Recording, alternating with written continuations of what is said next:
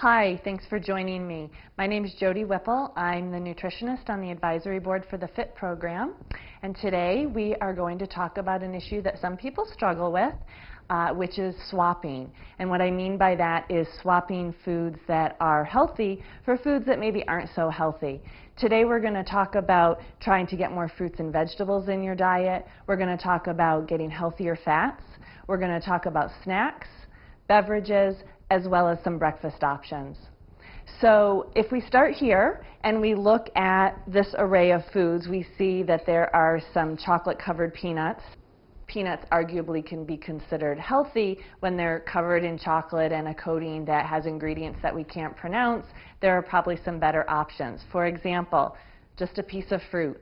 A piece of fruit the size of a baseball, like an orange or an apple, gives you the nutrients that you need to be energetic. It gives you fiber, it has lots of vitamins and minerals that are important for good health.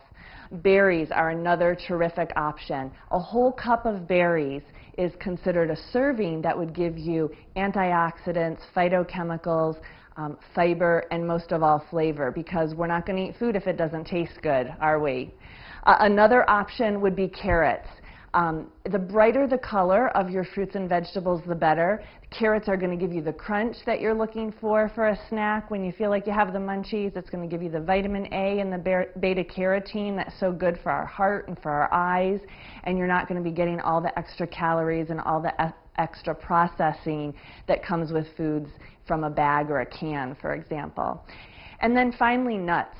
Nuts have a lot of fiber. They have a lot of good protein, so they help keep your blood sugar from crashing mid-afternoon, gives you energy that's sort of sustained over a period of time while giving you some healthy protein, some monounsaturated fats, and not the added processed items that are in some of those convenience foods that we grab so readily.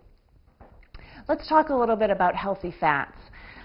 People very commonly go ahead and pick mayonnaise as their source of fat for sandwiches, when they're making salad dressings, when they're making things like salads, pasta salads, and potato salads. But I'm going to talk to you today about how using an avocado would be a great substitute for mayonnaise. Mayonnaise often has things added to it that we just don't need in our body. An avocado, it's grown on a tree, it comes straight from nature, a great source of vitamin E, a terrific source of monounsaturated fats.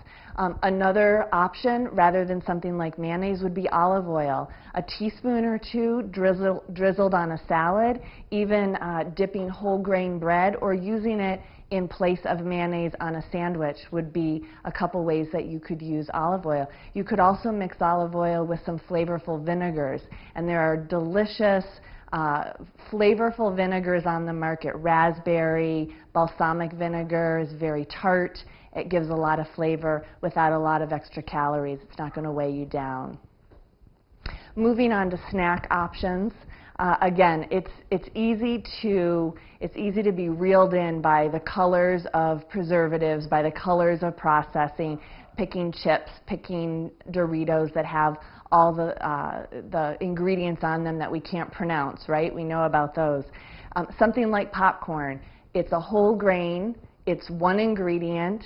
You might want to put a little bit of salt on it. You could even experiment with other types of spices like chili powder or garlic powder. That's really going to boost the flavor. It's going to make you feel satisfied. Thinking about breakfast, there are cereal options out there that maybe aren't so terrific. More of a dessert for breakfast is what people often pick. Chocolatey, sugary, fine processed grains versus something that is more whole grain. You want to be looking for a cereal that has a whole grain as one of the first ingredients, so you can be sure that you're getting the fiber that you need, the B vitamins that you need. Putting some soy milk or some skim milk or even some of the berries that we were talking about over here. It's a great way to get your day started, to get that metabolism revved up, and to get your energy going for all the things you need to do in the day. And then finally, your beverages. How easy is it to pick a soda? It's so prevalent. Vending machines, fast food places, we go to different convenience stores, but just as easy is picking water. It's great for our digestion.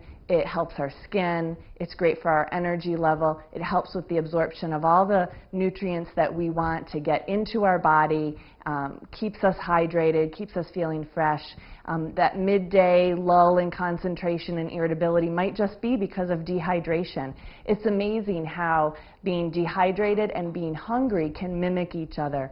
And I tell people not to trick them into eating less, but to help them understand, are you dehydrated or hungry? Grab a glass of water. Have a big glass of water, and if that fogginess goes away, you know you were just thirsty. If you're still hungry, you might need one of the healthy snacks that we talked about today. Thanks a lot for joining me. Again, I'm Jody Whipple, nutritionist for the FIT program.